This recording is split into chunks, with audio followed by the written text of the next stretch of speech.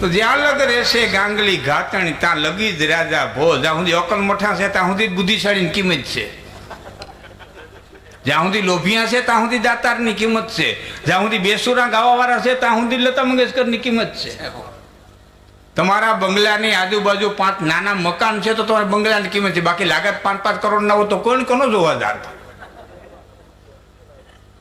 જ્યાં લગ રહેશે ગાંગલી ઘાતણી ત્યાં લગી જ રાજા ભોજ. લોભિયા છે ત્યાં સુધી દાતાર છે. જેથી લોભિયા નહીં હોય તેથી દાતાર નહીં હોય.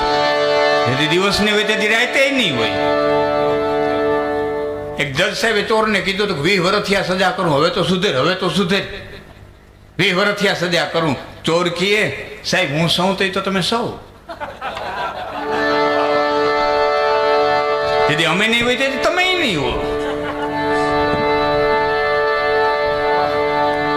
જેથી કાયદો તોડનારા નહીં હોય તેથી પ્રશાસન નહીં હોય. ગાંગલી ઘાતણી વાહી કહે છે નામ વાપરવા તારે વાપરવા નાણા. આ વાપરી વાપરી વાપરીને તો કેટલા સુધી નામ કમાય. કોતરિયાથી આગળ અમદાવાદ, ગાંધીનગર, બહુમાં બહુ તો ગુજરાત સુધી. એથી આગળ કરોડો રૂપિયા વાપર પછી નામ આગળ એથી ગુજરાત, મહારાષ્ટ્ર. પરે કાહિયાના નેહમાં જાવ તો ખબર પડે રામાયણનો લખનારો કોણ કે તુલસીદાસજી. કલકત્તામાં જાવ તો ખબર કે રામાયણનો લખનારો કોણ તુલસીદાસજી. નામ કમાવા તારે વાવરવા નાણા અને મારે વાવરવા વેણ ઘાતણી રાજા ભોજને કહે છે ભાઈ. તો ભાન બે ભાનમાં મારું મખ વાતી તમને કરવાની હતી કે જગાડ્યા માં ભગવતીએ. માં સોનોલે જગાડ્યા છે. અને આ તારણ શક્તિ હોય ચારણે આપના લોહી રેડ્યા. એક પ્રસંગ વચ્ચે કહું પછી પાછી મજા આવી વાત લઈ આપની સમજ. પછી જે કંઈ ગાવાના છે એ કહેજો મને જરા.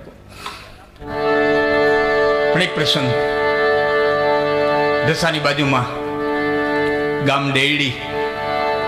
અને ડેડીની ધરતીમાંથી દુકાળે ભયંકર આંટો લીધો. પાણી પાણી પાણી પાણી પાણીના જે પોકાર થયા. અને તેથી આખું ગામ છે એ ભેડું થઈ અને માં જાનબાઈ બા પાસે ગયું ને એટલું કીધું માં હવે ગામ ખાલી કરવું પડશે, અમે રજા લેવા આવ્યા છીએ. અમે કયો તો હવે ઉચાડા ભરી. અરે બાપા કઈ ભેણી મૂકીને જવાય છે બાપ, પણ માં પાણી નથી પીવાનું. તો હજી બાયું ક્યાંકથી બેડા ભરી આવે. ઢોરને કેમ ન ભાડવા? માં જીવ કરતા જીવાય વાલી, ક્યાંક ભાગવું તો પડશે. અને આ જાનબાઈ માં હાલતા થયા અને હાલતા હાલતા હાથની માલિકો ખોટી ગામના પાદરમાં આવ્યા. અને પાદરમાં આવીને ખોટી મારીને કીધું કે બાપા ભેડા થઈને વીડો ગાળો. માં અહીંયા વીડો? હા બાપા ગાળો ને, માં આવડને દેવું છે તો અહીંયા દે. માં અહીંયા પણ અરે આવડ ક્યાં દુબળી છે, તમે ગાળો તો ખરા.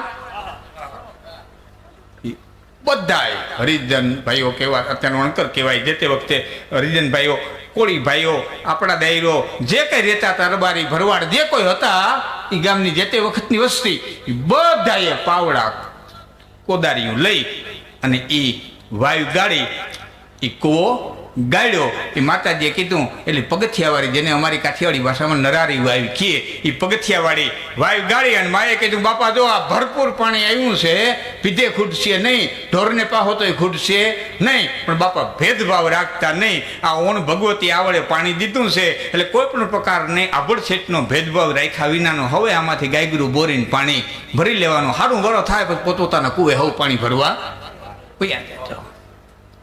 બધાય ભરી આવે. 18 વરણ એક જ આયરે પાણી ભરે. અને એમાં આ જાનબાઈના દીકરા આપા રાણાને શરીરની માલિકો રોગ લાગ્યો. અને એક મિત્રે કાન ભંભેણી કરીને એટલું કીધું તારો રોગ જાય નહીં.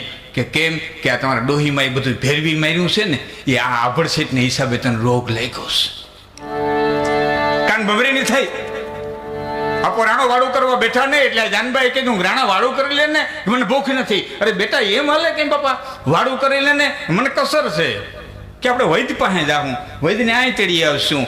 વાળું કરી લે ને કે ના વાળું નથી કરવું, મારું વેણ માનો તો વાળું કરવું. હું વેણ માનવું બેટા? કાલ ગામને કુવે બળતા વરણ સિવાય કોઈ પાણી ભરવા આવવું જોઈએ નહીં. આ બધું અભડાવી નાખ્યું છે બેટા. એવું ન હોય. આવડે પાણી દીધું હારું વરસ થાય પોતપોતાના કુએ વિયા જાય.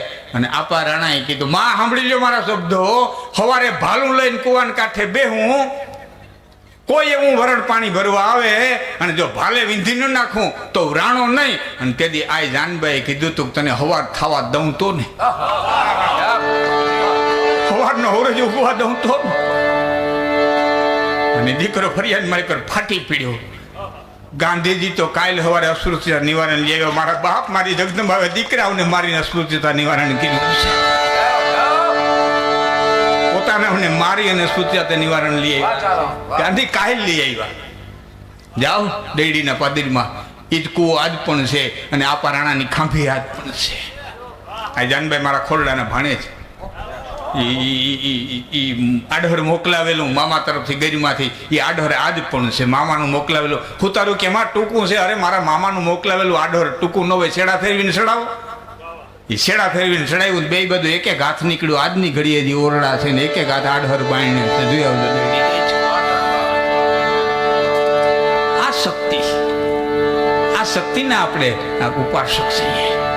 એ શબ્દોના આપણે ઉપાસક છે. એટલે યુવાન મિત્રો જેટલા બેઠા છે ને એટલા ખાસ વિનંતી કરું છું કે જેટલી બને એટલી જનતાની સેવા કરી લેજો. નકર 45 વટાવ્યા પછી બહુ પસ્તાવો થાય, બહુ પસ્તાવો થાય. એ પોકારે હોકારે તાકાત નથી જગતમાં કોઈ થઈ શકે. દીકરો વાડીએથી આવે, ખેતરેથી આવે, મજૂરી કરી આવે અને એમ કે માં, એટલે સામેથી ઓરડામાં હોય, પાછળના રૂમમાં હોય, રસોડામાં હોય, દીકરો એમ કે માં, એટલે હામી એમ કે હા માં. દીકરો કે માં, એટલે હામી એમ કે હા માં. પછી કે મારો બાપ આવી ગયો, ભાઈ આવી ગયો. પેલા બાપ કરે, પછી પાછો ભાઈ કરે, પછી પાછો મારો વાલો કરે. દીકરો તો કોક દીક કેવો હોય તો કે ને કે મારો બાપ આવ્યો, મારો વાલીડો આવ્યો, મારી જીવાઈ આવી, મારો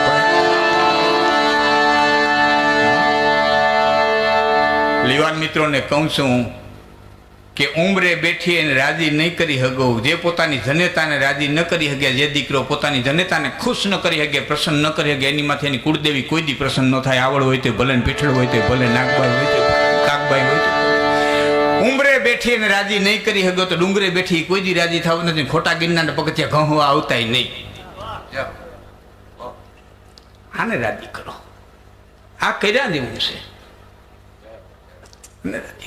કવિ કાગના માં ધાનભાઈ મને જે અવસાન થયું ને, ચારણ ઘણા મરહિયાની માલિકો રોયો છે, પણ એક મરહિયાની માલિકો તો ચારણે એટલું કીધું, કવિ કાગે, માં હું હિમાલયમાં જઈને તપસ્યા કરું તો મને શિવ કદાચ પ્રસન્ન થાય, સરિયોમાં ઉભો રહું તો મને રામ પ્રસન્ન થાય, ગોમતીમાં ઊભીને કદાચ તપસ્યા કરું તો મને કૃષ્ણ પ્રસન્ન થાય, મળવું હોય તો મળી જાય. પણ હવે ગમે એટલી તપસ્યા કરું તો મારી માં ધાનભાઈ તારો તુકારો ગયો એ ગયો, મને મારી જનેતાનો તુકારો ન મળે. એ કવિ કાગ કહે છે, માં કઈ ભગવાનને ભજતા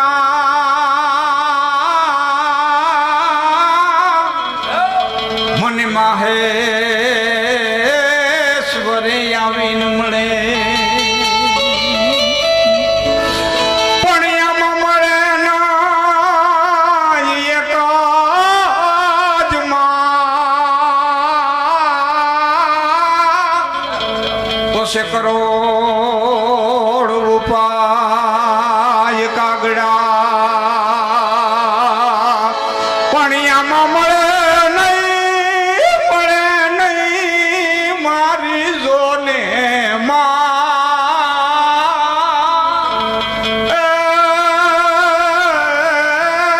મને ક્રોડ્યું ઉપાય કાગડા નાડ્યું ગમત રાખ રે બોલો ધમીને હા ધમાય તો છોરું ની ચિંતા જોને થાય એને કેમ વિસરીએ કાગડા જમગડા ખાઈ દેના ગટડામાં ઘોડા ફરે. આમાં કરી લેજો કુદી. એક વખત એના આશીર્વાદ મળી જાય ને દુનિયામાં કોઈની તાકાત નથી રોકી શકે. દુઆ ને કદુઆ છૂટ્યા પછી કોઈની તાકાત નથી રોકી શકે.